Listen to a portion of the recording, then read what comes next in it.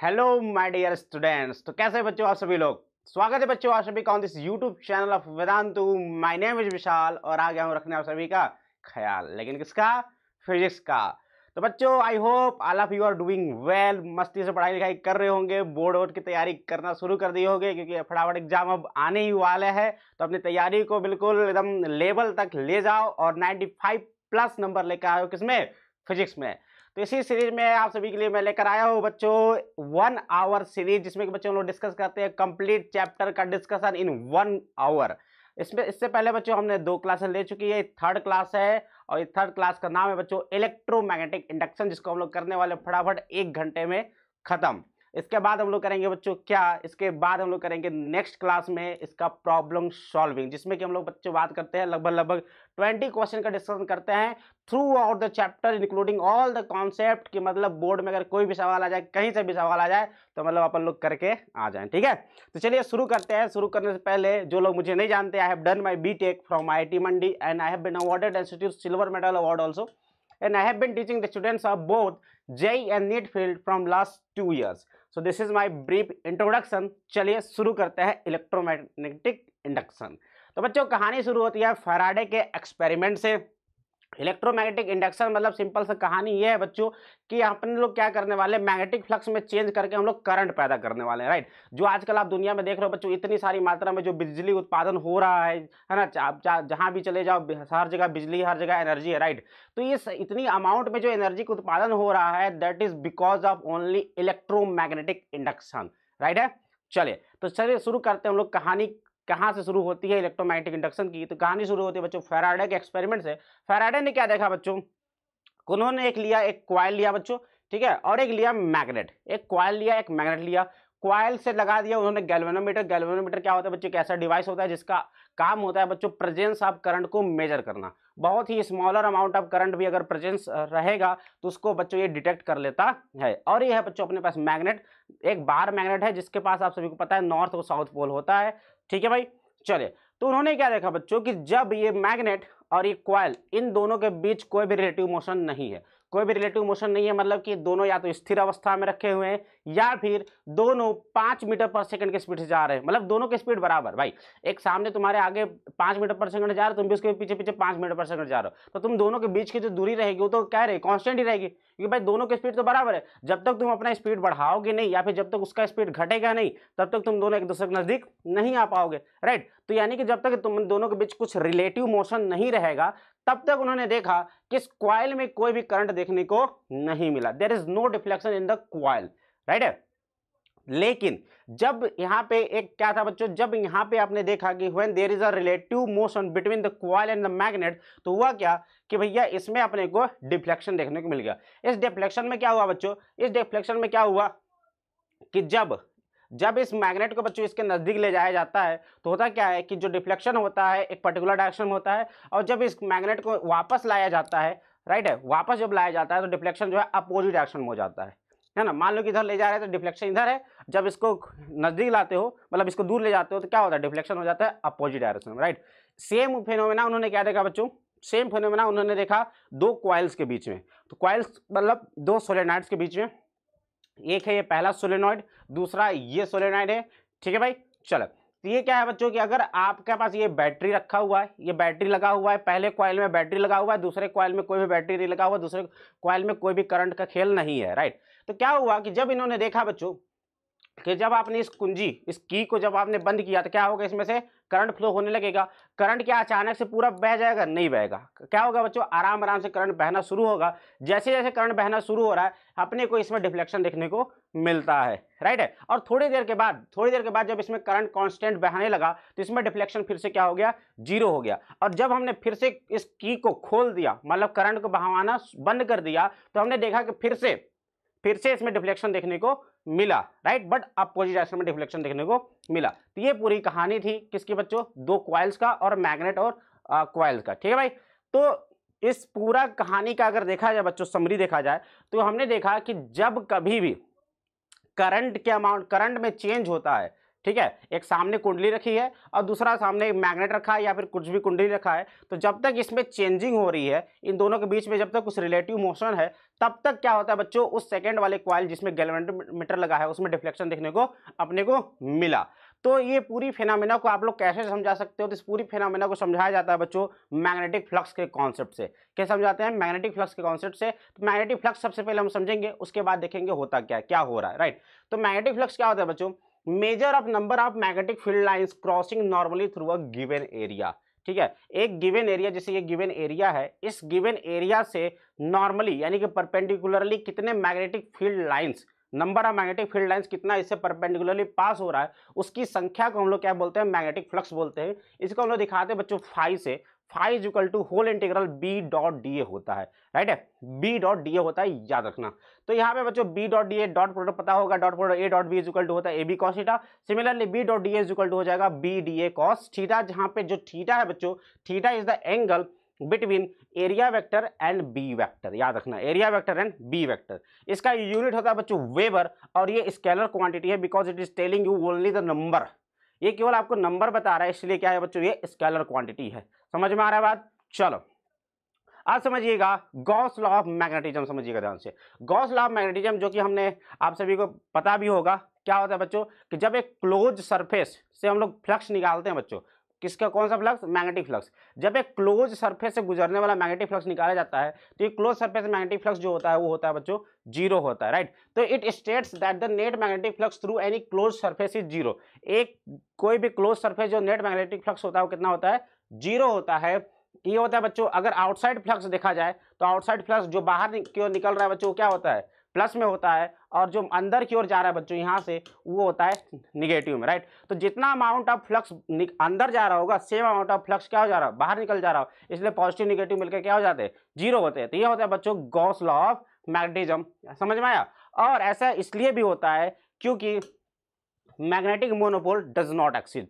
Magnetic monopoles जो होते हैं बच्चों वो एग्जिस्ट नहीं करते, अर्थात क्या है कि मतलब अगर एक चुंबक लोगे, अगर तुम एक मैग्नेट लेते हो, राइट, तो अगर मैग्नेट लेते हो तो नॉर्थ और साउथ हमेशा रहेंगे साथ साथ में, है ना, यानी कि जो भी इलेक्ट्रिक फील्ड लाइन्स निकलेंगी वो जाकर के साउथ में घुस जाएंगे। अगर अपने पास अगर केवल और केवल नॉर्थ पोल रहता तो हो सकता था अपने को क्या निकले, अपने को मैग्नेटिक फील्ड लाइंस दिखे इस क्लोज सरफेस के थ्रू, बट ऐसा कभी होता नहीं है, मैग्नेट हमेशा नॉर्थ और साउथ के साथ रहता है। Is that clear to everyone.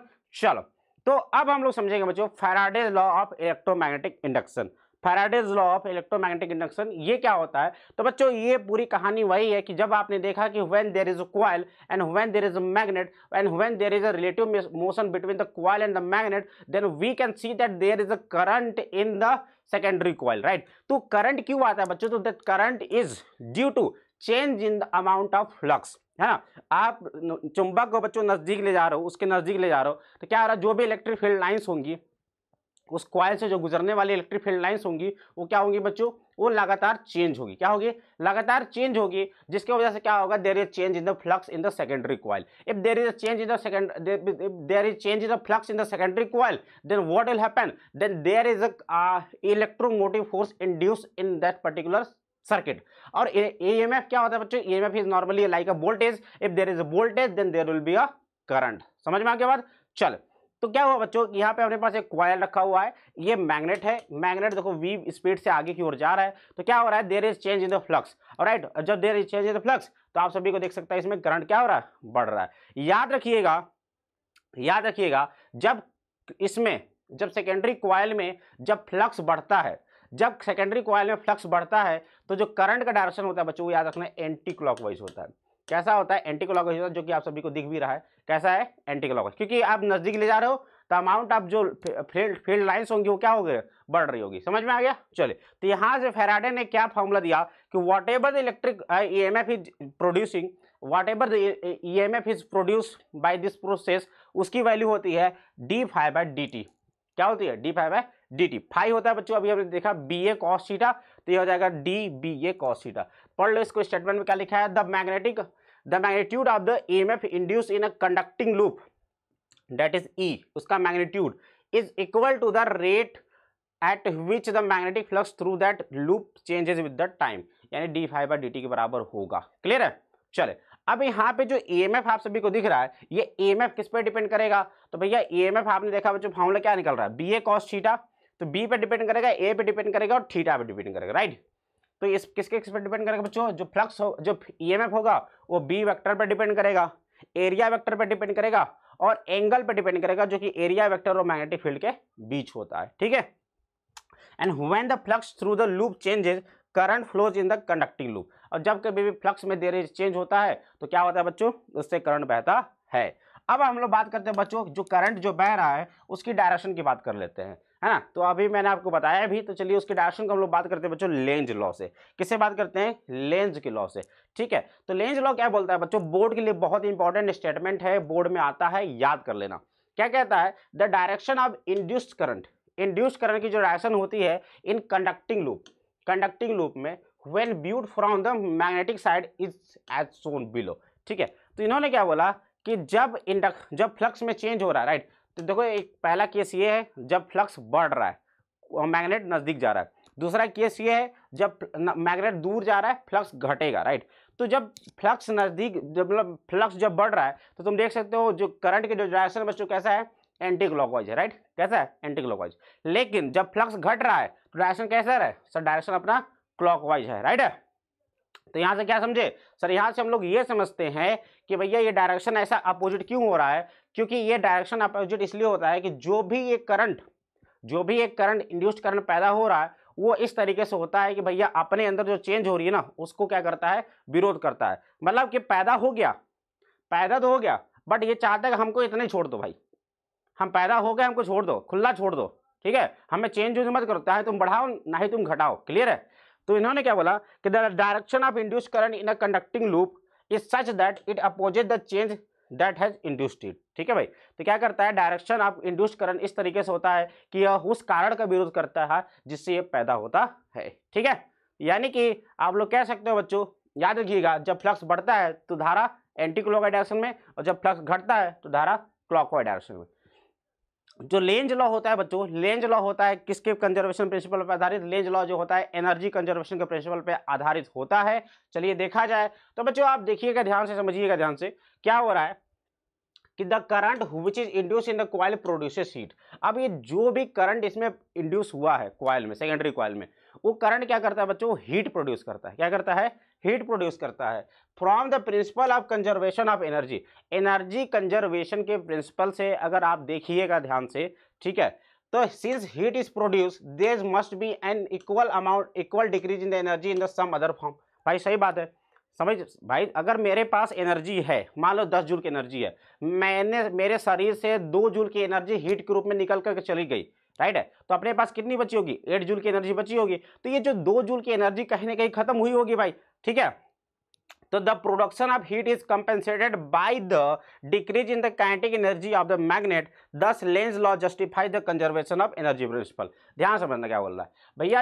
अगर आप इस मैग्नेट को इसके नजदीक लाते हो या फिर दूर ले जाते हो, जैसे मान लो नजदीक ले जा रहे हो, जब नजदीक ले जा रहे हो तो क्या हो रहा है? इसमें करंट पैदा हुआ, करंट की वजह से हीट पैदा हुई, कुछ एनर्जी लॉस हुई होगी। तो वो जो एनर्जी लॉस हुई है वो एनर्जी जो है बच्चों इसके काइनेटिक एनर्जी लॉस में चली जाती है। क्यों सर? क्योंकि आप जितना नजदीक इसको ले जाते हो, क्या होता है बच्चों? Same amount of kinetic energy, मतलब कि इसकी जो स्पीड हो जाएगी घट जाएगी। भाई रिपल्शन हो रहा है, क्या हो रहा है? रिपल्शन हो रहा है। रिपल्शन की वजह से क्या होता है? इसमें इसकी एनर्जी होती है, काइनेटिक एनर्जी घट जाती है, क्योंकि स्पीड इसका घटने लगता है। इसलिए लेंज लॉ को आप लोग कह सकते हैं बच्चों क्या करता है? एनर्जी कंजर्वेशन प्रिंसिपल को फॉलो करता है। समझ में आया? ठीक है, चल एक सवाल है आप सभी के लिए। देखिए सवाल क्या कह रहा है। एक बार मैग्नेट है, नीचे नॉर्थ, ऊपर है साउथ, क्लियर है। Is release from the top of the fixed loop as shown, what will be the acceleration of the bar magnet. ये जो बार मैग्नेट जिसको आपने चुपचाप नीचे छोड़ दिया, ठीक है भाई, कितना छोड़ा है, मतलब इसको सिंपली चुपचाप ड्रॉप किया तो इसके पास ग्रेविटी होगी, ठीक है। तो इसका जो नेट एक्सेलरेशन होगा वो क्या होगा? तो भाई एक बार बता रहा, ये नज़दीक जब आएगी, ये जब नज़दीक आएगी तो तुमको लगता नहीं कि इसका स्पीड थोड़ा सा घट जाएगा? भाई जैसे ही नज़दीक आएगा धारा एंटी क्लॉकवाइज डायरेक्शन बहेगी, करंट एंटी क्लॉकवाइज डायरेक्शन में अगर बहना शुरू हो गया तो इसमें क्या हो जाएगा सर? इसमें रिपल्सन आएगा। रिपल्सन की वजह से क्या होगा? इसमें थोड़ा सा ऊपर की ओर फोर्स लगेगा। इस फोर्स की वजह से क्या होगा? इसका जो नेट एक्सेलरेशन होगा बच्चों वो क्या हो जाएगा? जी से थोड़ा सा कम हो जाएगा। यानी कि जो नेट एक्सेलरेशन होगा जी से कम होगा, यानी कि A less than G, B is the correct answer. B is the correct answer. समझ में आ गया कि नहीं आ गया? चलो भाई Lenz law with the coils, coil के साथ अगर लेंज लॉ देखा जाए बच्चों तो देखो इन्होंने क्या देखा कि as the switch is closed, ध्यान समझना, अपने पास क्या है, अपने पास दो क्वाइल है, क्वाइल 1 क्वाइल 2। पहला क्वाइल 1 है जिसमें कि हम लोग क्या कर रहे हैं बच्चों, इसको बैटरी से जोड़ रखा है। दूसरा जो क्वाइल है इसको गैल्वेनोमीटर से जोड़ रखा है, यानी कि इसमें करेंगे वाले है खेल, और इस खेल का रिजल्ट देखने वाले हम लोग इस क्वाइल 2 में देखने वाले, राइट। तो इन्होंने क्या देखा बच्चों कि जब स्विच जो है बच्चों क्या होता है इसमें से, पहले वाले क्वाइल में जब स्विच को आपने क्लोज किया, पहले वाले क्वाइल में जब आपने स्विच को क्लोज किया तो क्या हुआ, धीरे धीरे इसमें क्या हो रहा है बच्चों, धीरे धीरे इसमें करंट बढ़ रहा है, धीरे धीरे क्या हो रहा है इसमें करंट बढ़ रहा है। करंट बढ़ने की वजह से क्या हुआ भाई, इसमें धीरे धीरे करंट बढ़ने की वजह से क्या होगा, इससे गुजरने वाला जो फ्लक्स लाइन है वो क्या होगा, धीरे धीरे बढ़ेगा। फ्लक्स अगर बढ़ रहा है तो धारा किधर, एंटी क्लॉकवाइज, तो क्या होगा बच्चों, इसमें करंट जो है एंटी क्लॉकवाइज डायरेक्शन में बहना शुरू हो जाती है। और थोड़ी टाइम के बाद, जब थोड़ी टाइम के बाद जिसमें से जो करंट जो बह रहा था वो तो सेचुरेटेड हो जाएगा, है ना भाई। पहले 1 एम्पियर, 2 एम्पियर, 3 एम्पियर, 4 एम्पियर और 5 एम्पियर पे जाकर के फिक्स, मतलब अब 5 एम्पियर लगातार बढ़ रहा है। तो 5 एम्पियर अगर लगातार करंट बह रहा है तो भैया इससे जो गुजरने वाला फ्लक्स लाइन होगा वो तो चेंज होगा ही नहीं। फ्लक्स लाइन अगर चेंज नहीं होगा तो इससे बाद में देखा गया कि इसका डिफ्लेक्शन हो गया 0, यानी कि इसमें कोई भी करंट नहीं देखने को मिला, ठीक है। उसके बाद जब हमने स्विच को फिर से खोला, अभी देखो कोई करंट नहीं बह रहा है, इसमें कोई भी करंट नहीं बह रहा है क्योंकि इसमें जो है सैचुरेशन करंट बह रहा है, राइट। अब हमने क्या किया, अब इसको स्विच को खोल दिया, स्विच को खोल दिया मतलब अब करंट घटने लगेगी। करंट जैसे ही घटने लगती है तो हमने देखा कि इसमें गुजरने वाला जो फ्लक्स था वो क्या होने लगा, घटने लगेगा। फ्लक्स घटा मतलब डायरेक्शन क्लॉकवाइज, तो क्लॉकवाइज डायरेक्शन में इसमें करंट बहना शुरू हो जाएगा। तो इस तरीके से लेंज लॉ जो होता है बच्चों क्वाइल के लिए भी, दो डिफरेंट क्वाइल्स के लिए भी क्या होता है, एप्लीकेबल होता है। तो यहां से हम लोग बात करते हैं बच्चों, जो करंट निकल रहा है इंड्यूस्ड करंट, उसकी वैल्यू कितनी होती है। तो इंड्यूस्ड करंट की जो वैल्यू होती है बच्चों, इंड्यूस्ड ईएमएफ अपॉन में उस जो क्वाइल है उसका इंटरनल रेजिस्टेंस, जो भी ये क्वाइल है भैया, कहा गया ये जो क्वाइल है इसका इंटरनल रेजिस्टेंस आर होगा। तो क्या होता है, ओम के लॉ से आप सभी को पता है V = IR, तो जो I होगा V अपॉन में R, V की जगह पे ईएमएफ है E अपॉन में R, क्लियर है। चलो अगर हम लोग बात कर लेते हैं बच्चों चार्ज की, है ना, इंड्यूस चार्ज की अगर बात कर लेते हैं, कितना चार्ज इंड्यूस हुआ तो वो भी निकाल सकते हो यार। आप सभी को पता है I = क्या होता है, I = होता है सर dQ/dt, ठीक है भाई। तो जो dQ होगा वो क्या होगा, I × dt। I की वैल्यू सर होगा ही कितनी, देखो जरा ध्यान से, E को लिख सकते हो d∅/dt, माइनस का d∅/dt, माइनस में होती है, राइट। और ये क्या हो गया अपने पास, E हो गया, राइट है। तो यहाँ से देखो बच्चों इसको इधर मल्टीप्लाई कर दो, E dt हो जाएगा, E dt = हो गया माइनस का d∅, समझ गया। तो देखो तुमको क्या चाहिए, I dt चाहिए। I = क्या होता है बच्चों, I = E अपॉन में, E की वैल्यू कितनी हो गई, माइनस का d∅ अपॉन में dt, ठीक है, इंटू 1/r = क्या हो जाएगा, I = dQ अपॉन में dt।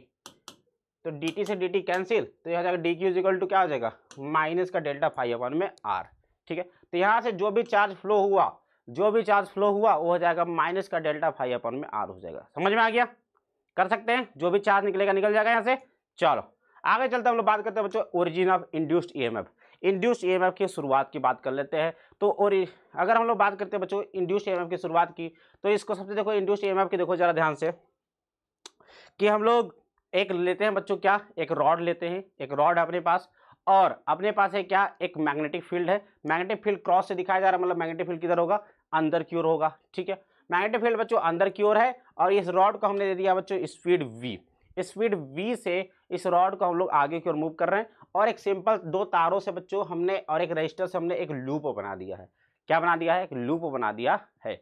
तो देखना यार क्या होगा, अगर इस रॉड को हम लोग v स्पीड से इधर की ओर ले जा रहे हैं तो होगा क्या, अगर इस रॉड को बच्चों v स्पीड से अगर हम लोग इसको इधर ले जा रहे हैं तो जो भी एरिया इस मैग्नेटिक फील्ड में वो घटेगा कि नहीं घटेगा, घटेगा। तो मैग्नेटिक फील्ड में अगर एरिया घट रही है यानी कि इस लूप से गुजरने वाला मैग्नेटिक फ्लक्स भी घटेगा। मैग्नेटिक फ्लक्स घटेगा तो there should be an EMF production, ठीक है। तो ईएमएफ प्रोडक्शन होना चाहिए, और ईएमएफ अगर प्रोड्यूस होगा तो इसमें क्या बहने लगेगी, इसमें क्लॉकवाइज डायरेक्शन में करंट बहने लगेगा, ठीक है भाई। तो E = आप सभी को पता है कि जो भी ईएमएफ जो पैदा हो रहा है वो माइनस d∅ अपॉन dt है। और मोशनल ईएमएफ क्या होता है बच्चों, मूविंग होल और part of the conducting loop resulting in change of the area of the loop keeping b vector as a constant. तो फाई = आप सभी को पता है BA cos थीटा। तो अपना क्या हो जाएगा बच्चों, एरिया चेंज हो रहा है तो अपना फ्लक्स भी चेंज हो जाएगा, क्लियर है। जिसकी वजह से क्या होगा, जिसकी वजह से होगा भाई अपने पास क्या होगा, जिसकी वजह से क्या होगा सर, जिसकी वजह से अपने पास करंट इंड्यूस देखने को मिलेगा। अगर अपन लोग एरिया को फिक्स रखते हैं, देखो एरिया अपना फिक्स है, हमारा जो मैग्नेटिक फील्ड है वही चेंज हो रहा है। बी जो है टाइम का फंक्शन है, बी क्या है बच्चों, टाइम का फंक्शन है। तो जब मैग्नेटिक फील्ड में ही चेंज होता है तो बच्चों उसके वजह से इलेक्ट्रिक फील्ड भी इंड्यूस हो जाती है, राइट। तो when area of the loop is constant, देख सकते हो सर्कल का एरिया कांस्टेंट है and time varying magnetic field is present, तो यहां से बच्चों क्या होता है, इस कंडीशन में आपको फ्लक्स, इस कंडीशन में भी आपको ईएमएफ देखने को मिलता है, इस कंडीशन में आपको इलेक्ट्रिक फील्ड भी पैदा होते हुए दिखाई देता है, ठीक है। मोशनल ईएमएफ की बात कर लेते हैं, बहुत इंपॉर्टेंट टॉपिक है, याद रखिएगा। देखो बच्चों, तो देखो हो क्या रहा है कि as free electrons moving in magnetic field apply force FM on the electron ई।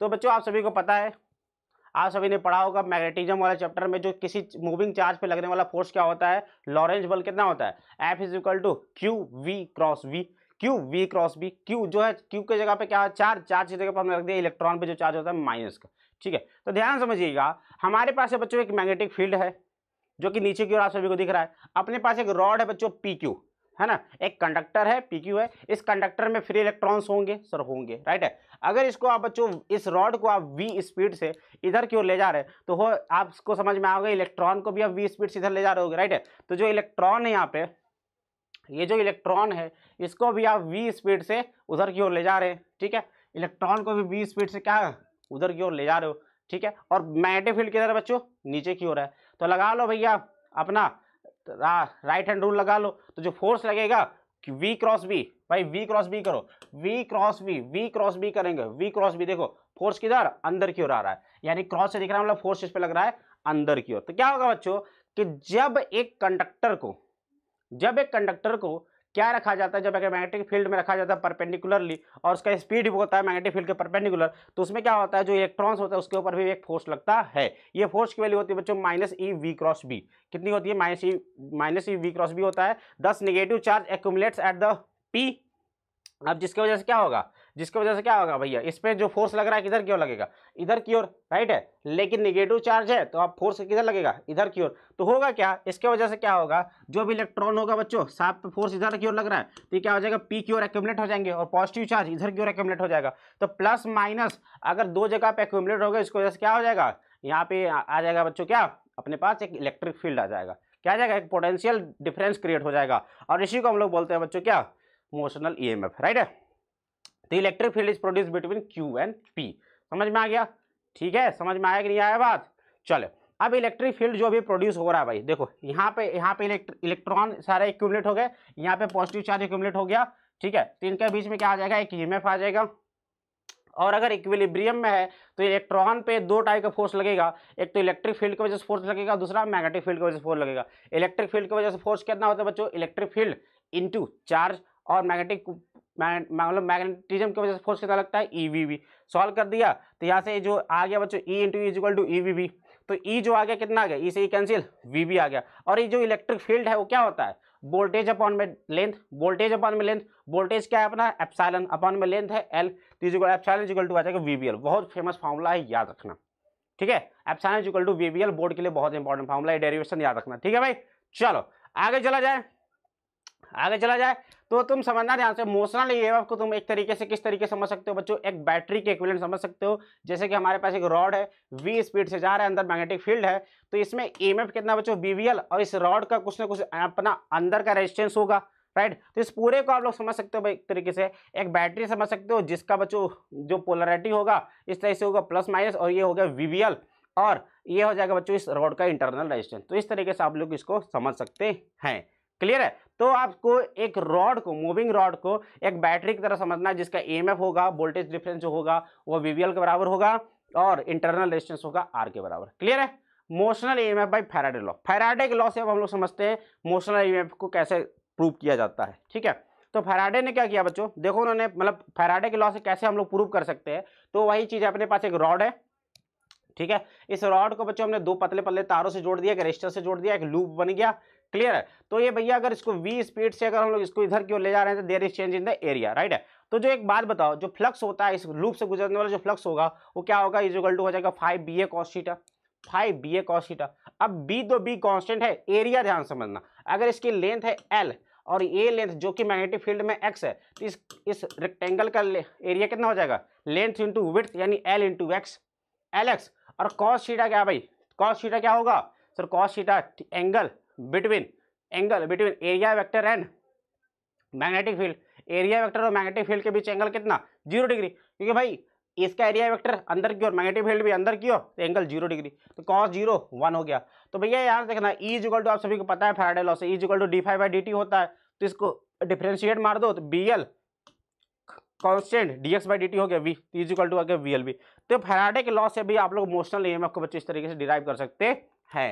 आगे चला जाए आगे चला जाए तो मोशनल ईएमएफ फैराडे लॉ देखा जाए तो हमने देखा कि कुछ इस पूरे को आप लोग किस तरीके से समझ सकते हैं बच्चों, इस पूरे को आप लोग इस तरीके से समझ सकते हैं कि इस रॉड को हटाओ, इस रॉड में आ गया VBL का ईएमएफ आ गया, तो इसको आप एक बैटरी से रिप्लेस कर दो, अपने पास इसका एक रजिस्टर है ही अपने पास, ठीक है। तो और डायरेक्शन की बात किया जाए तो stretch your right hand fingers in the direction of velocity and curl your finger along the magnetic field, the thumb will point two the positive polarity of the battery. तो आपको क्या करना है बच्चों, अपने राइट हैंड फिंगर्स को direction of velocity करना है, ठीक है। देखना आपको पोलरिटी पता करनी है कि मतलब पॉजिटिव ऊपर होगा कि निगेटिव ऊपर, क्योंकि VBL तो आ गया तो पॉजिटिव ऊपर होगा किधर होगा, उसके लिए क्या करना पड़ेगा, आपको अपना राइट हैंड निकालो, उंगलियों को कर दो किधर, स्पीड की डायरेक्शन में, ठीक है। और इसको कर्ल करना है किधर, मैग्नेटिक फील्ड जिधर है कर्ल कर दो, तो अंगूठा किधर बता रहा है, ऊपर की ओर, तो जो ऊपर की ओर होगा वो पॉजिटिव पोलरिटी बताएगा, ठीक है। तो इस तरीके से हम लोग डायरेक्शन को बता सकते हैं मोशनल ईएमएफ वेक्टर फॉर्म में। तो वेक्टर फॉर्म में मोशनल ईएमएफ होता है बच्चों कुछ इस तरीके से, आपने देखा ईएमएफ हो गया बच्चों VBL, तो इसको आप लिखेंगे V cross B dot L vector, क्या रखेंगे V cross B dot L vector होता है वेक्टर फॉर्म में। आगे चला जाए, इस अलग अलग कंडीशन की अगर हम लोग बात करते हैं बच्चों, तो आपने देखा यहाँ पे है V क्रॉस B यानी कि VB साइन थीटा आ जाएगा, क्या आ जाएगा, VB साइन थीटा आ जाएगा, यानी कि एंगल पूरा थीटा पे डिपेंड करेगा। तो देखो अगर ध्यान समझना, यहाँ पे स्पीड किधर है, इस डायरेक्शन में मैग्नेटिक फील्ड किधर अंदर, यानी एंगल कितना 90 डिग्री, साइन 91, तो अपना आंसर आ जाएगा बच्चों VBL मैक्सिमम हो जाएगा। क्लियर है। अगर अपना लेंथ है बच्चों इस डायरेक्शन में, लेंथ भी इस डायरेक्शन में है और वेलोसिटी भी इस डायरेक्शन में है, राइट है, लेंथ भी इस डायरेक्शन में, वेलोसिटी भी इस डायरेक्शन में है, तो इस कंडीशन में जो एप्सिलॉन होगा बच्चों उसकी वैल्यू 0 होगी, एप्सिलॉन की वैल्यू कितनी होगी, 0 होगी, याद रखिएगा। यानी कि अगर लेंथ के अलोंग मूवमेंट हो रहा है, अगर इस तरीके से रॉड इस तरीके से मूव नहीं कर रहा, रॉड इस तरीके से मूव कर रहा है, लेंथ के अलोंग मूवमेंट हो रहा है, तो उस कंडीशन में कोई भी ईएमएफ नहीं आएगा, क्योंकि कोई भी लूप के एरिया में चेंज होगा ही नहीं, समझे कि नहीं समझे, ठीक है। और इस कंडीशन में अगर थीटा एंगल पे है, तो इस कंडीशन में क्या होगा बच्चों, लेंथ और V के बीच अगर एंगल थीटा है, तो भैया कितना हो जाएगा सर, ये हो जाएगा VBL साइन थीटा, कितना हो जाएगा VBL sine theta.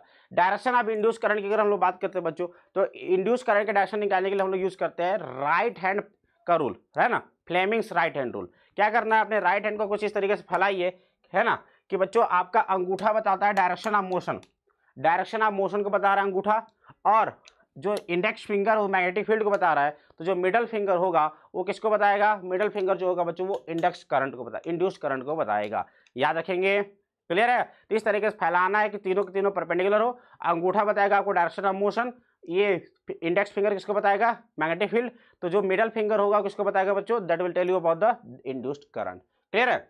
Induced electric field की बात करते हैं, हमने देखा कि जब कभी भी there is a change in the magnetic field, जब मैग्नेटिक फील्ड में चेंज होता है और लूप का एरिया कांस्टेंट होता है, तो इसके वजह से क्या होता है बच्चों, अपने पास इलेक्ट्रिक फील्ड इंड्यूस हो जाता है। क्या होता है, इलेक्ट्रिक फील्ड इंड्यूस हो जाता है। और इलेक्ट्रिक फील्ड जो इंड्यूस हो रहा है इसकी प्रॉपर्टी याद रखिएगा, इसकी प्रॉपर्टी बहुत इंपॉर्टेंट है बोर्ड पॉइंट ऑफ व्यू से।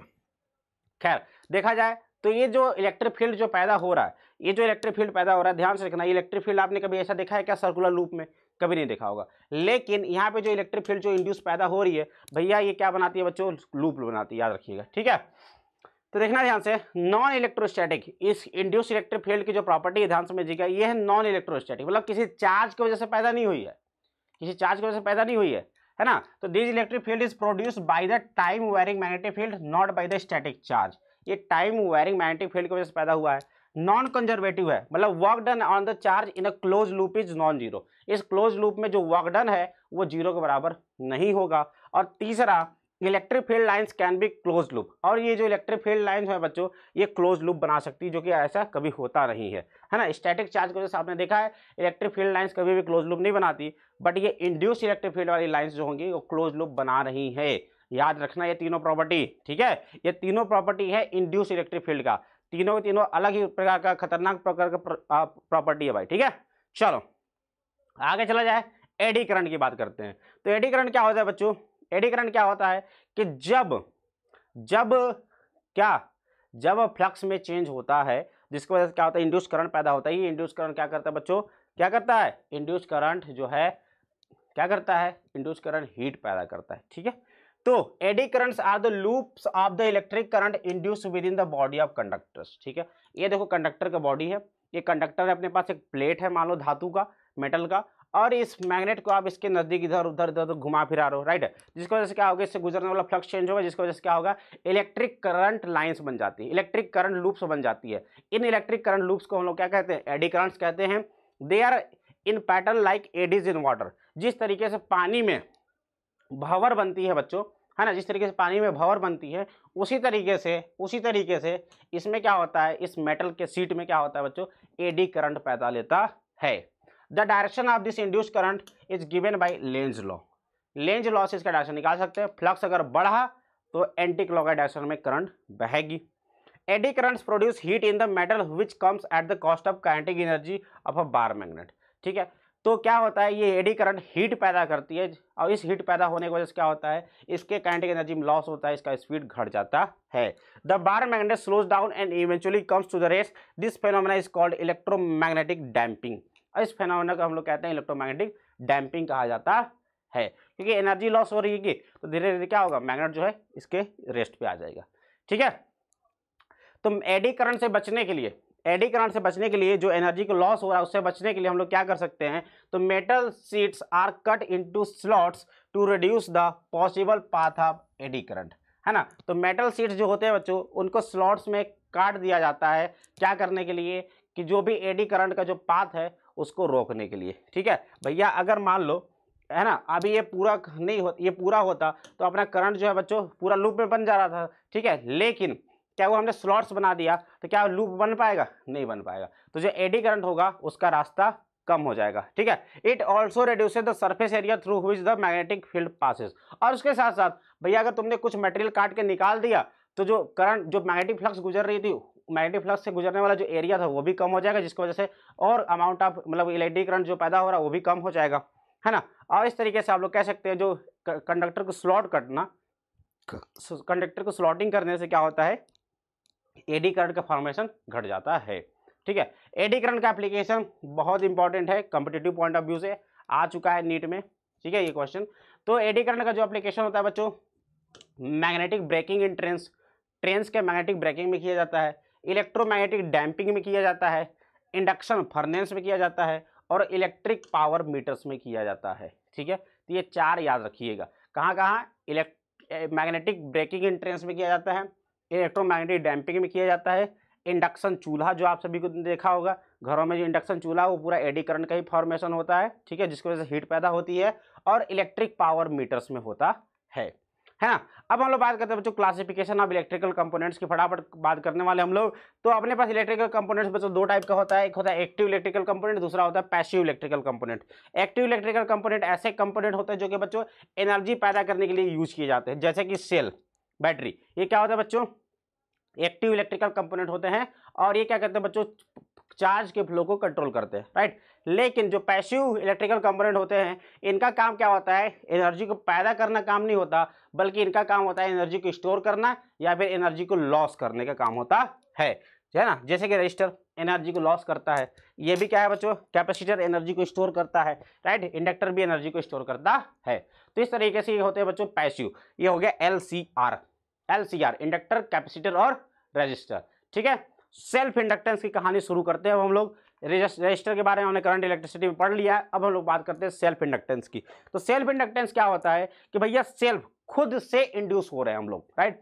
तो क्या है, अपने पास एक लूप है, सोलेनॉइड है। सोलेनॉइड क्या होता है बच्चों, एक कच्चे लोहे पे कॉपर वायर को एकदम लपेट दो नजदीक, इसको बोलते हैं हम लोग सोलेनॉइड कहते हैं, ठीक है। तो the phenomena in which wiring current in the circuit, क्या करते हैं, अपने पास ये लूप है, सोलेनॉइड है, इसको आपने बैटरी से जोड़ दिया है, ये बैटरी से जो करंट बह रही है उसको हमने क्या कर दिया, चेंज कर रहे हैं। ये जो करंट बह रही है उसके अमाउंट को हम लोग क्या कर रहे हैं, चेंज कर रहे हैं। इस अमाउंट ऑफ करंट को चेंज होने से क्या होता है कि इसके अंदर जो फ्लक्स लाइन गुजर रही है वो भी क्या होगी, चेंज होगी। भैया अंदर खुद में चेंज की वजह से खुद में फ्लक्स चेंज हो गया, जिसकी वजह से खुद में ही इंड्यूस करंट पैदा हो जा रहा है। इस घटना को हम लोग कहते हैं सेल्फ इंडक्शन। क्या कहते हैं, self induction, right. The phenomena in which wiring current in a circuit produces N induced EMF in the same circuit which opposite the cause. समझ में आ गया कि नहीं आ गया? और ये induced EMF will resist the rise of current when the current increases and vice versa. मतलब क्या है कि क्या हो रहा है कि भैया ध्यान समझिएगा, जब इसमें आप करंट को बढ़ा रहे, मान लो करंट को जब आप लोग बढ़ा रहे तो क्या होगा, इससे गुजरने वाला जो मैग्नेटिक फ्लक्स लाइन होगी वो क्या होगी, बढ़ेंगी, जिसकी वजह से क्या होगा, इस लूप में क्या होगा, एंटी क्लॉकवाइज डायरेक्शन में, अपोजिट डायरेक्शन में क्या होगा, इंड्यूस करंट पैदा हो जाएगा। और जिसकी वजह से क्या होगा, जो कि इस कारण का विरोध करेगा जिससे पैदा हुआ था, राइट। यानी कि इसके वजह से खुद से इसमें आ गया एक ईएमएफ, जो कि बच्चों ये देखो प्लस का पोलरिटी इधर है, इसकी भी पोलरिटी प्लस में, यानी कि करंट अगर तुम इधर बढ़वा रहे हो तो ये करंट जो है इस डायरेक्शन में बहवाएगा, याद रखना, ठीक है। इस घटना को कहते हैं हम लोग सेल्फ इंडक्टेंस। सेल्फ इंडक्टेंस की वैल्यू याद रखिएगा, हम लोग फार्मूला याद रखते हैं। तो आप सभी को पता है जो फाई होगा, जो फाई है, जो गुजरने वाला फ्लक्स है वो प्रोपोर्शनल टू करंट है, प्रोपोर्शनल टू करंट है, यानी कि करंट आप बढ़ा रहे तो गुजरने वाला फ्लक्स भी बढ़ेगा, राइट है। टोटल फ्लक्स की अगर बात कर ले बच्चों तो टोटल फ्लक्स क्या हो जाएगा, एन फाई। अगर एक लूप में करंट आई बह रहा है तो उसकी वजह से फ्लक्स फाई है, तो बहुत सारे लूप्स हैं अपने पास, एन लूप्स है, तो फ्लक्स कितना हो जाएगा, एन इंटू फाई। तो भाई देखें ध्यान से, टोटल जो फ्लक्स हो गया वो कितना हो गया, N phi is equal to, ये प्रोपोर्शनलिटी साइन हटाओगे तो आ जाएगा एल आई, तो I is equal to L is equal to आ जाएगा एन फाई अपॉन में I. This is the value of self inductance. इसकी यूनिट होता है बच्चों, इसकी यूनिट होता है हेनरी, और इसको हम लोग कहते हैं coefficient of self induction, coefficient of self induction या फिर इंडक्टेंस, ठीक है। चलो, और आपने देख लिया बच्चों, जो एल होता है क्या हो गया, एन फाई अपॉन में आई हो गया, एल क्या हो गया, एन फाई अपॉन में आई हो गया, या फिर फाई जो टोटल हो गया वो एल आई के बराबर हो गया।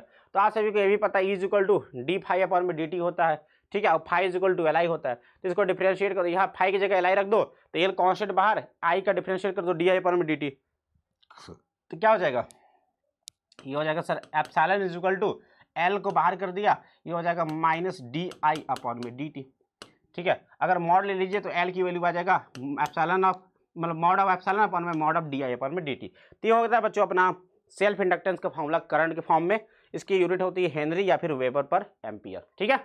चलो, डायरेक्शन ऑफ इंड्यूस ईएमएफ की अगर डायरेक्शन की अगर बात करते हैं तो देखो ये अपने पास है बच्चों, क्या है अपने पास, ये कॉइल है, ये ऑब्जर्वर का डायरेक्शन, ऑब्जर्वर इधर से देख रहा है, करंट इसमें बह रहा है, तो epsilon is equal to minus L into D I by D T होता है।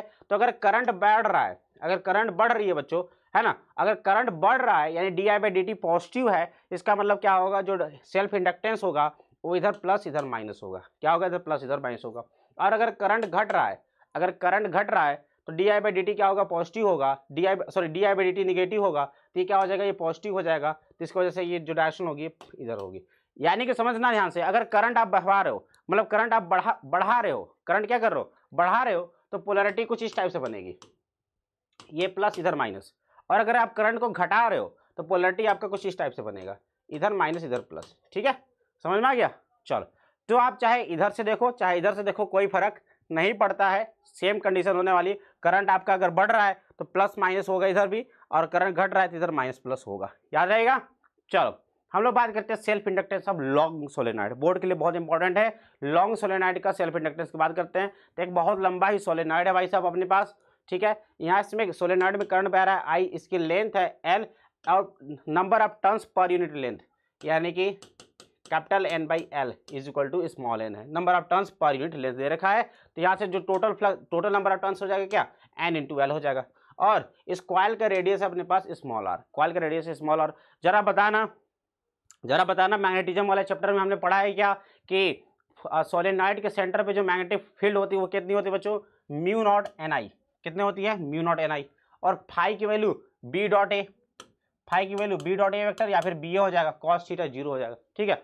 तो बताना जरा ध्यान से बताना, phi is equal to B की वैल्यू हो गई म्यू नॉट एन आई, और एरिया इसका कितना हो जाएगा, पाई आर स्क्वायर, एरिया कितना हो गया, पाई आर स्क्वायर, यानी हो गया mu not N I pi r square, ठीक है। टोटल फ्लक्स की बात किया जाए तो क्या होता है, N into five, total flux कितना होता है, एन इंटू फाइव। अब एन की जगह क्या रख दोगे सर, एन की जगह रख दोगे एन बाई में एल, सॉरी क्या रखोगे, capital N is equal to क्या रखोगे sir, capital N is equal to रखेंगे हम लोग एन एल, क्या रखेंगे एन इंटू एल, क्या हो जाएगा एन इंटू एल हो जाएगा, और फाइव के वैल्यू हमने निकाल लिया ये, तो भैया L mu not N N N square हो जाएगा पाई आर स्क्वायर एल। तो ये डेरिवेशन याद रखना, और ये फार्मूला भी नहीं याद होता कोई दिक्कत नहीं है, डेराइव कर लेना, बोर्ड के लिए बहुत इंपॉर्टेंट है, बोर्ड में कई बार आया हुआ है, डिराइव करो ये जो स्टेटमेंट आ रहा है, ये जो फार्मूला आ रहा है डिराइव करने के लिए आ जाता है, ठीक है भाई। चलो एल आर सर्किट की बात करते हैं, लास्टली हम लोग बात करते हैं एल आर सर्किट की। एल आर सर्किट की बात कर लिया जाए फटाफट। तो अपने पास एक एल है, एक आर है, ये है अपने पास इंडक्टर, ये है अपने पास रजिस्टर, इसको आपने जोड़ दिया है बैटरी से। बैटरी का पॉजिटिव टर्मिनल इधर है, करंट इधर की ओर बढ़ रहा है। करंट अगर बढ़ेगा करंट बढ़ेगा तो टर्मिनल बताओ, टर्मिनल सर प्लस माइनस इस तरीके से बनता है, बोलो भाई बनता है कि नहीं बनता, ठीक है। तो ट्रांजिएंट स्टेट और स्टेडी स्टेट दो यहाँ पे होता है। ट्रांजिएंट स्टेट क्या होता है बच्चों, just after the switch S is close, मतलब जस्ट जैसे ही स्विच को क्लोज किया जाता है, मतलब जैसे ही करंट बहना शुरू होता है उसको हम लोग बोलते हैं ट्रांजिएंट स्टेट, ठीक है। तो current through the inductor will gradually increase, तो क्या होगा इसके थ्रू जो करंट होगा धीरे धीरे क्या होगा बढ़ना शुरू होगा। तो जो एल जो एप्सिलॉन होगा क्या होगा बच्चों minus L into D I by D T होगा। और जब स्टेडी स्टेट में पहुंच जाता है, जब स्टेडी स्टेट में पहुंच जाता है मतलब इस बैटरी से जितना भी करंट बह सकता था वो पूरा बह गया, दैट इज आई नॉट, जो मैक्सिमम करंट वो बह सकता था वो क्या आई नॉट। इस कंडीशन में जो आई नॉट होगा वी बाई आर होगा, आई नॉट क्या होगा बच्चों वी बाई आर होगा, ठीक है। और इस कंडीशन में एप्सिलॉन जो होगा वो क्या हो जाएगा जीरो, क्या हो जाएगा जीरो। क्यों सर जीरो क्यों होगा सर, जीरो इसलिए होगा क्योंकि जब करंट में कोई चेंज ही नहीं है तो D I by D T zero, तो एप्सिलॉन हो गया जीरो। यानी कि जब स्टेडी स्टेट में ये पहुंच जाएगा, जब ये स्टेडी स्टेट में पहुंच जाएगा, ठीक है, जब करंट से स्टेडी स्टेट में पहुंचना शुरू हो जाएगा तो इसमें जो ईएमएफ इंड्यूस होगा वो कितना हो जाएगा जीरो। यानी कि इंडक्टर का उस समय पर कोई भी काम नहीं है, इंडक्टर को हटा सकते हो। तो सिंपल से उस कंडीशन में जो करंट बहेगा वो वी बाई आर होगा, ठीक है। चलो तो inductor behaves as a close switch और wire having zero resistance at T is equal to infinity and that is a long time after the switch has been close. तो कुछ मतलब एक लंबे समय के बाद जब इससे स्टडी अमाउंट ऑफ करंट जब बहने लगा तो इस इंडक्टर को आप हटा सकते हो, एक तार से रिप्लेस कर सकते हो, ठीक है भाई। चले लेकिन अगर हम लोग बात करते हैं है ना growth of current in LR circuit, LR circuit में ग्रोथ ऑफ करंट की अगर हम लोग बात करते हैं तो देखो यार क्या हो रहा है, अपने पास एक बैटरी है ना, और ये अपने पास इंडक्टर है, ये आर है रजिस्टर है। जब आपने देखो अपने पास दो पॉइंट है, एक पॉइंट सबसे पहले हमने इसको पूरे सिस्टम को जोड़ दिया बैटरी से, क्या होगा धीरे धीरे करंट बढ़ना शुरू होगा। स्टेडी स्टेट अभी मान लो नहीं है, time T is equal to zero पे कोई भी करंट नहीं है। जैसे ही आपने स्विच को बंद किया, क्या होगा इससे करंट बहना शुरू हो जाएगा। लगा लो केवीएल लगा लो भाई, करंट बढ़ना शुरू हो गया, प्लस माइनस कर दो, प्लस माइनस और इधर ई, तो क्या लिखोगे minus L D I by D T minus I are और प्लस का ई, ये ई वाला ई है, ठीक है। तो क्या हो जाएगा E minus I R is equal to L D I by D T, तो डी आई जो होगा epsilon minus I R is equal to zero से T D T by L, और इसको आप इंटीग्रेट कर देंगे तो क्या हो जाएगा आई टी जो निकल के आएगा epsilon by R one minus E की power minus R T upon by L. तो दिस इज द फार्मूला कि एट किसी भी पर्टिकुलर टाइम टी पर अगर आपको करंट निकालना है कि कितना करंट बह रहा है तो सर इतना करंट बह रहा है, ठीक है, इतना करंट बह रहा है, ठीक है भाई, समझ में आ गया, इतना करंट बहेगा। और इसको याद रखना एल बाई आर, जो एल बाई आर है इसको हम लोग कहते हैं टाउ, टाइम कांस्टेंट कहते हैं, और जो ई बाई आर है इसको कहते हैं हम लोग स्टेडी स्टेट करंट। क्या कहते हैं स्टेडी स्टेट करंट, यानी टी टाइम जब इन्फिनिटी हो जाएगा तो यहाँ रख दोगे जीरो हो गया तो I is equal to I naught हो जाएगा, यानी इन्फिनिटी पे जो करंट बहता है वो क्या होता है स्टेडी स्टेट करंट होता है। क्लियर है। अब हम लोग बात करते हैं जो DK of current in LR circuit, LR circuit में करंट का डीके। अब क्या हो रहा है, अब अपने पास बच्चों ध्यान से समझना, अब इसको पूरा फुल्ली चार्ज हो चुका है, ये फुल्ली चार्ज हो चुका है, ये है ना फुल्ली चार्ज हो चुका है। अब इसको इससे कनेक्शन हटा दीजिए। अब क्या होगा, अब इसमें आपको बच्चों पता है कि इसमें क्या होगा करंट, अब आई नो मतलब एक स्टेडी अमाउंट ऑफ करंट बह रहा था जिसकी वैल्यू थी बच्चों कितनी, time T is equal to zero पे अपने पास स्टेडी अमाउंट ऑफ करंट बह रहा था एप्सिलॉन पर में आर। अब लगा लीजिए फिर से केवीएल लगा लीजिए यहाँ पे, तो बच्चों क्या होगा, अब यहाँ पे क्या होगा ध्यान समझिएगा, प्लस माइनस क्या हो जाएगा बताओ, minus L D I by D T minus I R is equal to zero, यानी minus I R is equal to L into D I by D T, तो क्या हो जाएगा डी आई बाई आई कर दीजिए is equal to हो जाएगा minus R D T by L. तो यहाँ से इंटीग्रेट करेंगे वन बाई आई का क्या हो जाएगा L N I is equal to कहाँ गया एल एन आई, है ना, यानी कि इसको आई अपन आई नॉट भी हो जाएगा क्योंकि लिमिट रख दोगे तो ln I upon minus is equal to minus RT upon में L, तो जो IT निकलेगा भाई यहाँ से जो करंट निकलेगा इसको कर दो e की पावर में भेज दो माइनस RT अपन में L इंटू आई नॉट हो जाएगा। तो यहाँ से देख सकते हो बच्चों क्या होगा, धीरे धीरे करंट घटना शुरू होगा। क्या होगा, धीरे धीरे करंट घटना शुरू होता है और L अपन में को हम लोग कहते हैं टाउ टाउ, जो कि क्या होता है टाइम कॉन्स्टेंट होता है। ठीक है, चले तो देखा जाए इसका ग्राफ देखा जाए तो क्या हो रहा है बच्चों, टाइम बढ़ने के साथ साथ जो है करंट की अमाउंट घटती जा रही है और क्या होगा time t is equal to tau पे, time t is equal to tau पे यानी टाइम कांस्टेंट के टाइम पे क्या होगा, केवल 37% ऑफ करंट केवल बचा रहता है। तो यहाँ पे आपको टेबल दिया है, जब time t is equal to 0 था तो करंट अपने पास था आई नॉट, एक टाइम पर्टिकुलर टाइम टी पे करंट कितना होगा I naught E to the power minus T upper में टाउ, और time T is equal to tau पे यानी कि जब टाइम कांस्टेंट के बराबर टाइम ले लेते हैं तो उस समय इतना करंट बचेगा और इन्फिनिटी पे कोई भी करंट नहीं बचेगा, सारा सारा करंट खत्म हो जाएगा। ठीक है, समझ गए, क्लियर है कि नहीं। तो एक टाइम कांस्टेंट में जो करंट है बच्चों 37% तक घट जाता है। आगे चला जाए, चले एनर्जी स्टोर्ड इन इंडक्टर की बात कर लेते हैं। भैया ये बैटरी है, ये इंडक्टर है, रजिस्टर है, इसके थ्रू करंट अगर बह रहा है आई तो इसके द्वारा जो एनर्जी सप्लाई होगा क्या होगा, ई इंटू आई होगा। क्या एनर्जी सप्लाई होगा ई इंटू आई होगा, अरे वी आई होता है तो ई आई हो जाएगा। क्लियर है, तो ध्यान समझना, एक केबीएल लगा लो यार, यहाँ पे केबीएल लगा लो, क्या हो जाएगा लिखो जरा केबीएल, तो हो जाएगा sir minus L D I by D T minus I R plus E is equal to zero, यानी ई इज इक्वल टू क्या L into D I by D T plus I R. I से दोनों तरफ multiply कर दो, आई से अगर तुम दोनों तरफ मल्टीप्लाई करते हो है ना, तो ध्यान समझना बच्चों, और डी टी से भी मल्टीप्लाई कर दो। ठीक है, और मतलब आई से मल्टीप्लाई कर दो तो ये हो गया sir E I is equal to क्या लिखोगे, L D I by D T into I हो जाएगा और प्लस आई स्क्वायर आर हो जाएगा। बोलो भाई इतना हो जाएगा।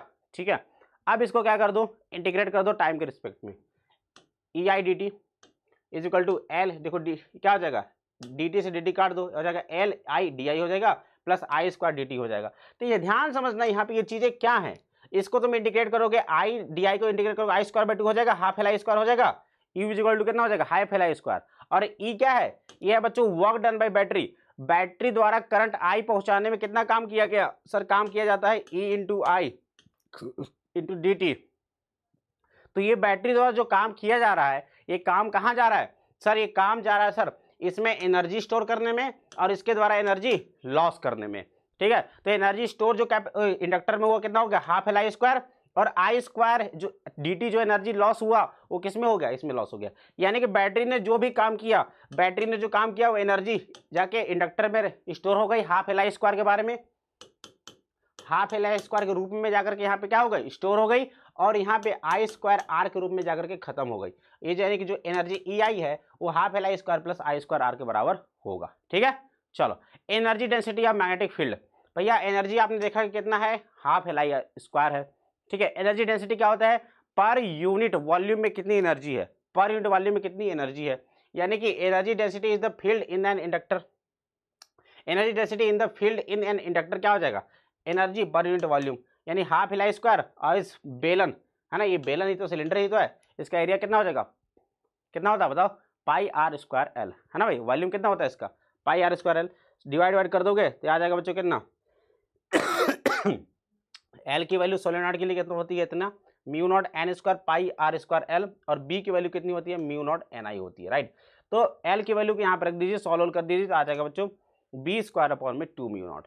ये होता है एनर्जी डेंसिटी, जो कि आपने पढ़ा भी होगा, एनर्जी डेंसिटी कितनी होती है बी स्क्वायर अपॉन में 2 म्यू नॉट होता है। जिस तरीके से इलेक्ट्रिकल फील्ड का एनर्जी डेंसिटी कितना होता है half epsilon not E square, उसी तरीके से मैग्नेटिक फील्ड का एनर्जी डेंसिटी होता है बी स्क्वायर अपॉन में 2 म्यू नॉट। ठीक है, यानी कि मैग्नेटिक फील्ड में पर यूनिट वॉल्यूम में जो एनर्जी स्टोर होती है बी स्क्वायर अपॉन में 2 mu not. Is that clear to everyone, clear है यहाँ तक सभी को बात। चलो बात करते हैं हम लोग बच्चों कॉम्बिनेशन ऑफ इंडक्टर्स की, इंडक्टर्स की कॉम्बिनेशन की अगर हम लोग बात करते हैं तो क्या हो सकता है बच्चों, अपने पास दो टाइप का कॉम्बिनेशन हो सकता है, एक सीरीज कॉम्बिनेशन हो सकता है, दूसरा पैरेलल कॉम्बिनेशन हो सकता है। सीरीज कॉम्बिनेशन में क्या होगा कि अपने पास 3 इंडक्टर L1 L2 L3 को साथ साथ में जोड़ देंगे, और इन सभी को मिला करके हम लोग एक नया इंडक्टर लगा सकते हैं जिसका इंडक्टर वैल्यू L होगा। उसी तरीके से पैरेलल में लगा दीजिए L1 L2 L3, सबको मिला करके एक नया इंडक्टर लाइए जिसकी वैल्यू L होगी और L की वैल्यू कितनी होगी। ठीक है, चलिए बात करते हैं हम लोग सीरीज कॉम्बिनेशन की। तो सीरीज कॉम्बिनेशन में देखो भाई क्या है कि L1 L2 L3 है, इसको मिला करके हमने पता कर लिया L कितना होगा। सीरीज में आप सभी को पता है करंट बराबर बहता है, तो जरा लगा लेना ए और बी के बीच में इक्विवेलेंट इंडक्शन की अगर फॉर्मूला लगाए बच्चों, तो अगर आप इसको जोड़ देते हैं इसी बैटरी से और बैटरी से अगर करंट सप्लाई होता है तो इन तीनों के बीच जो वोल्टेज होगा कितना होगा, तीनों का समेशन के बराबर होगा, यानी कि ई जो होगा E1 + E2 + E3, ये क्या है, EMF है। ठीक है, पूरे में इसमें EMF कितना हो जाएगा -L/di/dt, इसमें कितना होगा माइनस का L1 di/dt, माइनस का L2 di/dt, माइनस का L3 di/dt। ठीक है, माइनस का di/dt सब में कॉमन लेके काट दो, L = आ जाएगा L1 + L2 + L3, यानी कि रजिस्टर की तरह सेम काम करते हैं ये लोग। ठीक है, सीरीज में क्या करेंगे, आप सीधे तीनों को जोड़ देंगे, सीरीज में क्या करेंगे, सीधे तीनों को जोड़ देंगे। पैरेलल की बात कर लेते हैं हम लोग। पैरेलल में देखो यार, पैरेलल में क्या होगा सर, पैरेलल में करंट अलग अलग होता है, करंट इसमें जा रहा है I1 I2 I3, लेकिन सब में सर वोल्टेज बराबर है, सब में वोल्टेज बराबर है। तो जो करंट बह रहा है इसमें से I वो बट गया I1 + I2 + I3 में, तो I = I1 + I2 + I3। ठीक है, अब बताना E = क्या होगा, सब में जो तीनों है, तीनों में जो पोटेंशियल होगा यानी कि तीनों में जो EMF होगा बराबर होगा सर, कितना होगा -L1 di/1/dt, दूसरा माइनस का L2 di/2/dt, तीसरा माइनस का L3 di/3/dt। ठीक है, समझ गए। तो जो ये हो जाएगा भाई, आप सभी को पता है, यहाँ पे रख दो, यहाँ पे क्या लिखोगे, I = क्या लिखोगे, यहाँ पे बताओ I = क्या, E = क्या है सर, E = -L di/dt, यानी कि -L, ये जो I है टोटल, ये I कितना है सर, I1 + I2 + I3 के बराबर है। ये I किसके बराबर, I1 + I2 + I3 के बराबर है।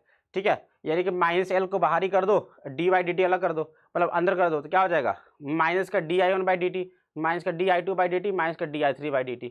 ठीक है, समझ गए।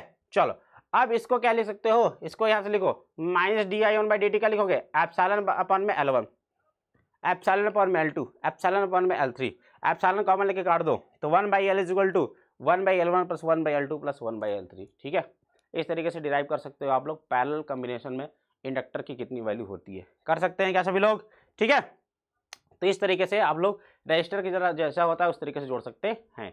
म्यूचुअल इंडक्शन की बात कर लेते हैं बच्चों। तो म्यूचुअल इंडक्शन क्या होगा कि सेल्फ इंडक्शन में हमने देखा कि सेमी कॉइल में चेंज करने की वजह से क्या हो रही थी, सेम कॉइल में चेंज करने की वजह से क्या हो रहा था, उसी कॉइल में अपने को एक इंड्यूस करंट देखने को मिल रहा था, राइट। लेकिन अपने पास अब क्या है, अपने पास है, अब अपने पास दो अलग अलग कॉइल है, राइट है।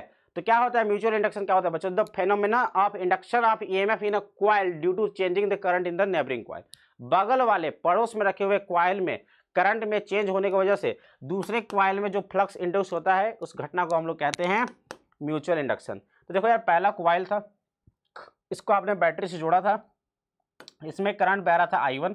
अब इस करंट को आपने चेंज किया, इसमें करंट चेंज होने की वजह से क्या होगा, दूसरे कॉइल में करंट क्या होगा, मतलब दूसरे करंट में क्या, दूसरे कॉइल में क्या होगा, फ्लक्स बढ़ना शुरू हो जाएगा। तो जो दूसरे कॉइल में जो टोटल फ्लक्स होगा, मान लो कि नंबर ऑफ टर्न्स है N2 और फ्लक्स है ∅2, तो जो N2 ∅2 है भाई, ये जो फ्लक्स जो है दूसरे कॉइल में, वो किस पे डिपेंड करेगा सर, पहले कॉइल में कितना करंट चेंज हो रहा है ना, तो यानी कि जो N2 ∅2 होगा ये प्रोपोर्शनल टू होगा पहले वाले में करंट I1। प्रोपोर्शनलिटी हटाओगे तो यहाँ से आता है M, वहाँ आया था L, यहाँ पर होगा M, तो M = हो जाएगा N2 ∅2 अपन में I1। यानी कि पहली कुंडली में करंट चेंज करने की वजह से दूसरी कुंडली में कितना फ्लक्स चेंज हुआ, उसको हम लोग कहते हैं म्यूचुअल इंडक्टेंस। क्या कहते हैं, म्यूचुअल इंडक्टेंस, N2 ∅2 अपन में I1। Factors on which mutual inductance depend, किस पे डिपेंड करता है, तो भैया म्यूचुअल इंडक्टेंस किस पे डिपेंड करेगा, geometry of the two coils. भैया दोनों कॉइल्स की जियोमेट्री पे डिपेंड करेगा, क्योंकि एरिया अलग अलग होगा, मतलब एरिया पे डिपेंड करेगा बेसिकली। ठीक है, relative orientation of the coils, भाई ऐसा तो नहीं है कि मतलब ये आपने ऐसा इसको खड़ा रखा है और इसको आपने सुला दिया है, कोई फ्लक्स में चेंज ही नहीं हुआ। तो भैया ओरिएंटेशन इन दोनों एक दूसरे के रिस्पेक्ट में कैसे खड़े हैं, राइट। नंबर ऑफ टर्न्स पे ऑब्वियसली डिपेंड करेगा, N2 ∅2 आ ही रहा है, और separation in the medium in which two coils, जिसके बीच में वो रखे हुए है ना, तो दोनों कॉइल के बीच में कितना दूरी है और कितना मीडियम है, राइट। इन सभी चीज़ों पे म्यूचुअल इंडक्टेंस डिपेंड करता है भाई। ठीक है, चलिए हम लोग बात करते हैं EMF induced in mutual induction. Mutual induction में कितना EMF होता है, तो आप सभी को पता बच्चों N2 ∅2 = M × I1। तो जो दूसरी कॉइल में जो EMF इंड्यूस हुआ वो क्या हो जाएगा, माइनस का, इसको डिफ्रेंशिएट कर दो टाइम के रिस्पेक्ट में, तो हो जाएगा माइनस का N2 d∅2/dt, और d∅2/dt क्या हो जाएगा सर, M × di1/dt, तो ये हो जाएगा। यानी कि दूसरी कॉइल में जो EMF जो पैदा हो रहा है सर, वो क्या होगा, -M × di1/dt। पहले कॉइल में किस रेट से करंट चेंज हो रहा था, तो M = आ जाएगा -e2/di1/dt। ठीक है, हो जाएगा। चलो mutual inductance of a pair of solenoid, pair of solenoid के लिए म्यूचुअल इंडक्टेंस की बात कर लेते हैं। तो अपने पास दो सोलेनॉइड रखे हुए हैं भाई पहले सोलेनॉइड की लेंथ L1 है, रेडियस है R1, number of turns per unit length N1 है, करंट बह रहा है I1, ठीक है। दूसरा कॉइल है, उसमें number of turns per unit length N2 है, इसका रेडियस है R2 और इसका लेंथ है L2, ठीक है, समझ में आ गया।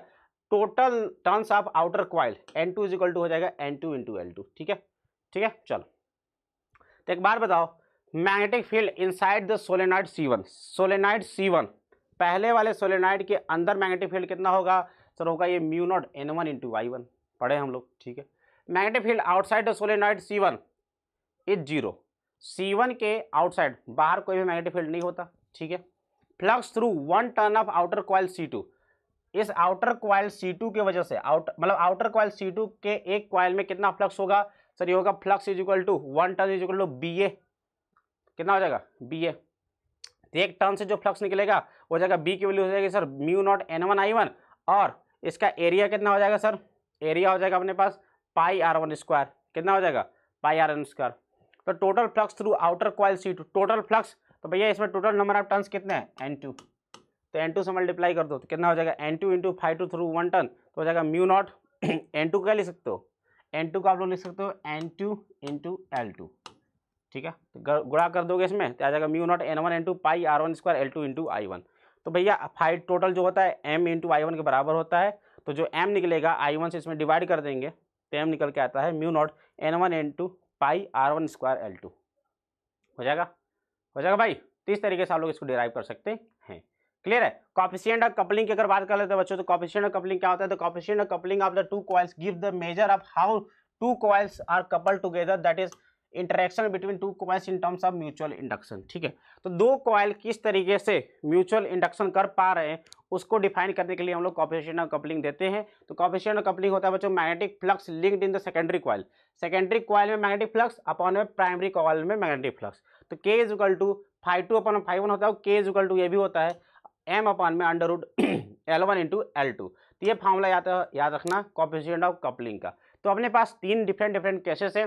पहला केस है जिसमें कि दोनों कॉइल एकदम एक दूसरे में लपेट करके रखे हुए हैं, बिल्कुल कोएक्सियली रखे हुए हैं। तो इस कंडीशन में जो कोएफिशिएंट ऑफ कपलिंग होता है बच्चों होता है 1, क्योंकि जितना नंबर ऑफ फ्लक्स 1 से गुजरेगा सेम अमाउंट ऑफ फ्लक्स 2 से गुजरेगा, तो 5/2 हो जाएगा, एक कोएफिशिएंट ऑफ कपलिंग हो जाएगा 1। तो M की वैल्यू जितनी होगी कितनी होगी? Under root L1 into L2। Second case में अपने पास अगर इन दोनों कॉइलों को डिस्टेंस D के बीच में रख देते हो तो इस कंडीशन में जो कोएफिशिएंट ऑफ कपलिंग होगा बच्चों 0 और 1 के बीच में होगा, और जो M निकल के आएगा हो जाएगा K into under root L1 into L2। और इस कंडीशन में देखो यार, इससे जो अमाउंट ऑफ प्राइमरी कॉइल से जो भी फ्लक्स चेंज होगा इससे इसमें कोई प्रभाव ही नहीं पड़ेगा, तो कोई भी इंडक्शन म्यूचुअल इंडक्शन हो ही नहीं पाएगा। इस कंडीशन में कोएफिशिएंट ऑफ कपलिंग 0 होगा क्योंकि नो कपलिंग हो रहा है, और M इज इक्वल टू भी 0 होगा, कोई भी म्यूचुअल इंडक्शन नहीं होगा। याद रखेंगे, 3 केस याद रहेगा सभी को, 3 केसेस याद रहेंगे भाई। चलिए सीरीज कॉम्बिनेशन ऑफ इंडक्टर्स की बात कर लेते हैं। तो देखना यार, इसमें अब थोड़ा सा नया चीज होने वाला है। क्या होने वाला है? एक अपने पास एक इंडक्टर L1 है, L2 है, तो क्या होगा भैया, इन दोनों की वजह से क्या होगा, थोड़ा सा कुछ ना कुछ तो म्यूचुअल इंडक्शन होगा कि नहीं होगा? थोड़ा सा म्यूचुअल इंडक्शन होगा, राइट।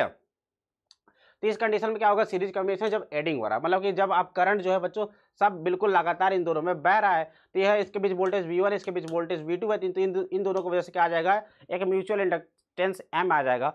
तो जो L इक्विवेलेंट होगा, आप सीरीज में जो L1 प्लस L2 करते थे वो मत करना, उसमें 2 टाइम्स M भी कर देना, 2 टाइम्स M भी कर देना। और इस कंडीशन में याद रखिएगा, जब करंट ऐसे बहे, ठीक है, और इससे करंट इससे ऐसे होकर बह रही है, राइट है, तो यह एक अपोजिंग जब हो रहा है, तो इस कंडीशन में क्या होगा, L equivalent is equal to L1 plus L2 minus 2M कर देना, राइट। यानी कि जब सीरीज में डायरेक्ट करंट बह रही है तो प्लस 2M करना, और इस कंडीशन में क्या करना, माइनस 2M कर देना, ठीक है। चलिए, और लास्ट टॉपिक हम लोग बात कर लेते हैं बच्चों आप सभी के लिए। लास्ट टॉपिक आप सभी का जो है इस चैप्टर का, AC जनरेटर।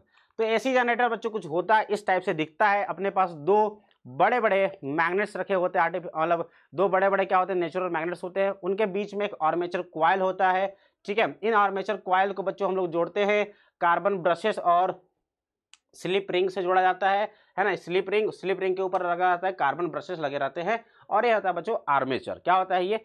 आर्मेचर होता है, ठीक है।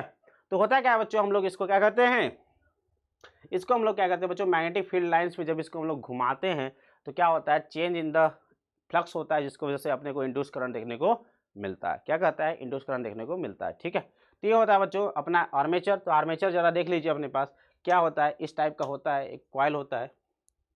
ठीक है, तो क्या होता है ये लगातार घूमते रहता है जिसकी वजह से डिफरेंट डिफरेंट ओरिएंटेशन में आ जाता है। तो magnetic flux changes as the armature rotates in the magnetic field. तो क्या होता है मैग्नेटिक फ्लक्स जो होता है क्या होता है चेंज होता है जैसे जैसे ये आर्मेचर मैग्नेटिक फील्ड में रोटेट करता है। तो फैराडे लॉ से आप सभी को पता है कि the change in the magnetic flux generate the EMF in the coil. तो इसकी वजह से क्या होगा, इसके अंदर ईएमएफ आ जाता है और ये ईएमएफ कितना होगा बच्चों, उसकी वैल्यू हम लोग बात कर लेते हैं। तो देखो यार, for an armature moving at a constant angular speed omega, so theta is equal to omega t. So the flux passing through the armature or for n turns at any instant is phi is equal to nba cos theta.